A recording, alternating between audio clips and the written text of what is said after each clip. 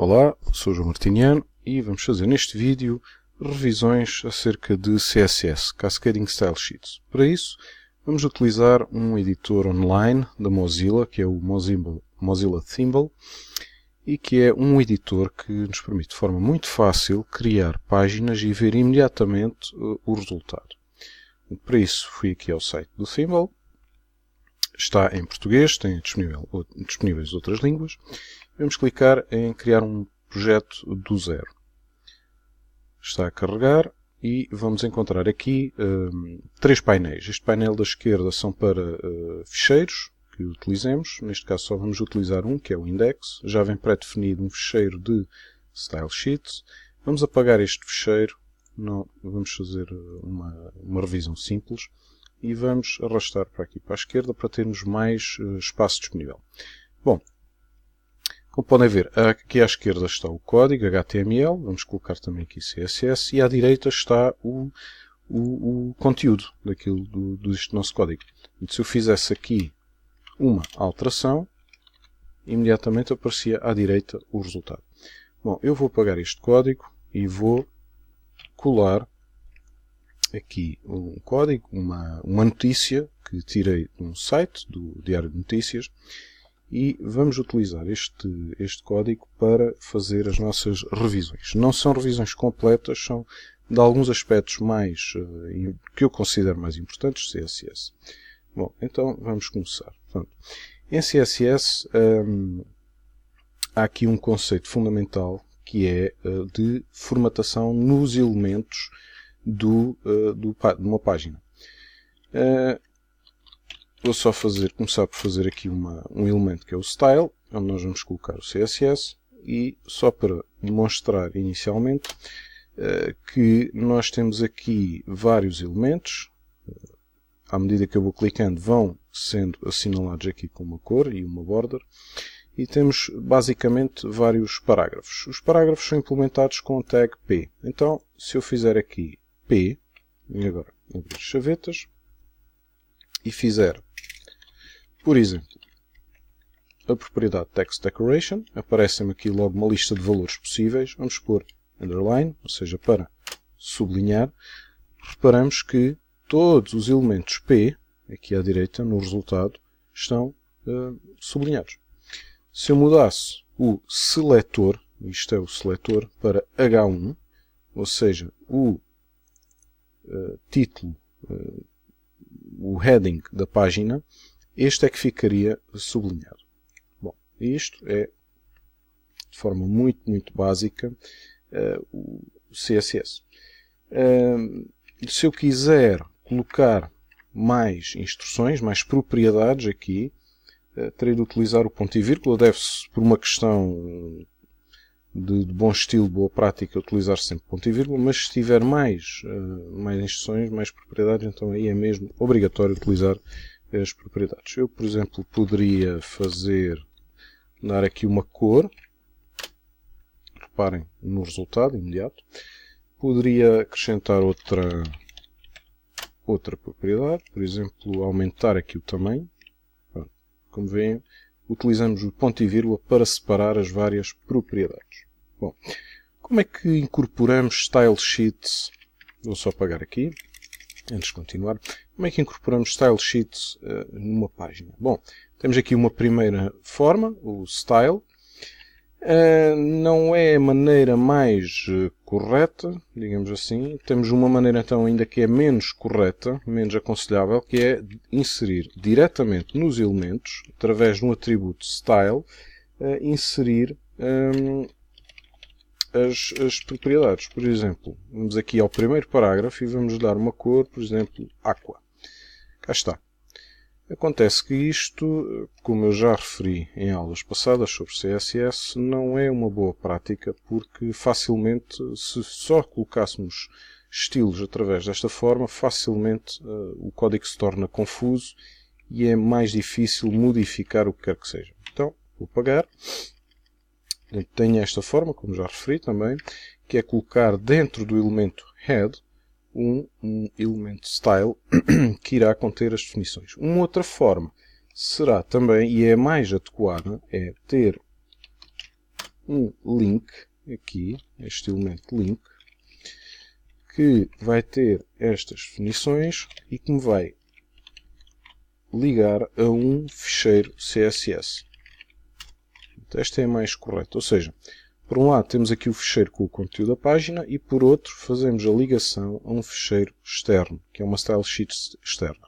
Neste caso estaria dentro da pasta CSS e esse ficheiro chamar-se estilo.css. Se estivesse o ficheiro CSS e a página HTML estivessem na mesma pasta, então basicamente tirávamos isto e fazíamos apenas referência ao ficheiro estilo.css. Pode ser outro nome qualquer, podemos ter outro nome qualquer, tal e qual como isto. Bom, neste caso, para estas revisões, vamos apenas colocar aqui, vamos utilizar, para tornar as coisas mais simples e mais práticas, vamos colocar aqui dentro do style as nossas definições CSS. Bom, já falei acerca de seletores, uma forma muito básica, portanto, seletores é uma forma de eu selecionar os elementos para os quais eu quero aplicar uma formatação. Se eu quisesse aplicar esta formatação que tenho aqui, colocar texto sublinhado a um H1, também se eu quisesse aplicar a um outro elemento, eu posso, separando por uma vírgula, é o elemento small, aplicar a vários elementos a mesma formatação. Portanto, posso ir colocando aqui elementos. Neste caso, estão praticamente todos selecionados. Vamos apagar. E agora, há uma outra forma de aplicarmos CSS, que é, imaginem, em vez, se eu quisesse ter uma formatação que pode ser aplicada a vários tipos de elementos, em vez de estar a referir o elemento HTML diretamente, posso criar uma coisa que é uma classe. Então, imaginando que eu tenho aqui o primeiro parágrafo, eu vou atribuir-lhe este atributo classe e vou dar um nome de uma classe, por exemplo, pode ser parágrafo 1, poderia ser outra coisa qualquer. Portanto, tenho agora aqui um elemento com a classe parágrafo 1 e agora vou definir, colocando um ponto, em primeiro lugar, o nome da classe, parágrafo 1, e vou dizer que, por exemplo, vai ter um tamanho mais reduzido, por exemplo, 0.6 em Reparem que o primeiro parágrafo, então, ficou imediatamente com essa formatação. Se eu quiser, posso facilmente aplicar essa formatação a outros elementos HTML. Por exemplo, posso aplicar no H1, ficou com um tamanho mais reduzido, ou outros parágrafos. Portanto, isto é uma forma de reutilizar as definições CSS. Uma outra maneira, vou apagar aqui, uma outra maneira seria, por exemplo, e a mais específica, é utilizar ID. Ou seja, eu defino um elemento com o atributo ID, mas este elemento, portanto vai ser X, este ID é específico a este elemento. Mais nenhum elemento poderá ter este ID. Por exemplo, se eu aplicasse aqui, seria ilegal. Provavelmente iria funcionar. Muito provavelmente. Mas não seria legal, ou seja, não seria correto. Porque o ID é suposto ser algo específico, só pode ser usado naquele elemento para o qual está especificado. Se eu quisesse atribuir um ID a um outro elemento, teria de utilizar outro ID, por exemplo, Y, ou parágrafo 2. Pronto. Então, como é que eu poderia fazer uma definição CSS para um ID? Muito simples, coloco um cardinal e agora faço aqui o nome do ID, não necessita de estar em maiúsculas, pode estar em minúsculas, neste caso eu coloquei em maiúsculas, vou colocar em minúsculas e agora aplico uma definição. Por exemplo, vou colocar este ID X, vou colocar a verde. Pronto, cá está à direita o resultado. Mais. O que é que poderemos fazer mais? Temos agora, vou agora referir, vou retirar aqui o ID, vou referir agora algumas propriedades de formatação de texto. Por exemplo, Font Family. Font Family permite-me formatar quanto ao tipo de letra. Por exemplo, se eu clicar ao body, ou seja, com o body, vocês sabem, marca o início e o fim do conteúdo de uma página. Portanto, vou dizer que o body vai ter a font family, uma font family diferente, vai ter um tipo de letra diferente. Por exemplo, Calibri. Portanto, imediatamente mudou todo o conteúdo, mudou toda a formatação do tipo de letra de todo o documento. Isto funciona de maneira uma cascading, ou seja, se o primeiro tipo de letra não estiver disponível no sistema, eu posso definir um outro tipo de letra, separado por uma vírgula, por exemplo, Arial,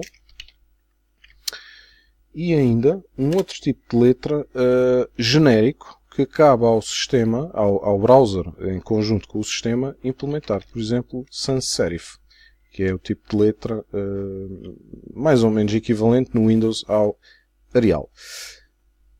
Pronto, isto é o tipo de letra. Já agora, uma curiosidade, ensinar-vos como utilizar a Google Fonts.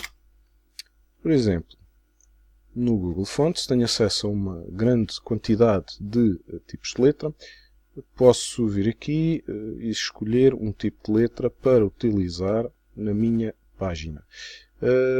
Vou aqui, por exemplo, este, Playfair Display, clico em mais. Venho aqui e tenho aqui o código que eu vou copiar e vou colocar aqui, que me vai permitir fazer download do tipo de letra. E agora como é que posso utilizar? Muito simples. Copio este código aqui